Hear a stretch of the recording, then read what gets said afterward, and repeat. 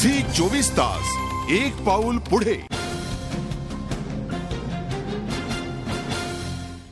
आणि एक ताजी बातमी, ब्रेकिंग न्यूज आपल्या हाती येते। मुंबईमधल्या कांजूर मार्ग इथे एका 25 वर्षांच्या महिलेची चाकूने भोसकून हत्या करण्यात आली आहे। पूजा गायकवाड असं या महिलेचं नाव आहे। जोगेश्वरी विक्रोळी लिंक रोडवरती काल रात्री 9च्या सुमाराला ही घटना घडली। पूजाचं घर इथून जवळच आहे। हल्लेखोरानं तिला तिथे फोन करून बोलावून घेतल्याचं प्राथमिक तपासात निष्पन्न झालंय।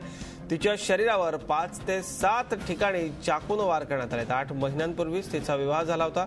एका खासगी बँकेत नोकरी करणारी पूजा ही शांत स्वभावाची होती आणि तिचं कोणाशीही शत्रुत्व नव्हतं अशी माहिती तिच्या घरच्यांनी दिली आहे। हत्येच्या कारणांचा पोलीस आता तपास करतात। कांजूर मार्ग इथे घटना घडली आहे। घटनेनंतर परिसरात मोठी खळबळ माजली होती। तातडीनं पूजाला दवाखान्यात हलवण्यात आलं, मात्र तिचा मृत्यू झाला।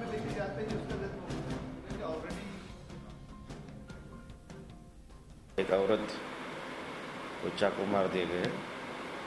इस बारे में तहकीकात की तो उसे इमीडिएटली राजवाड़ा में शिफ्ट किया गया। उसकी डेथ हो चुकी थी।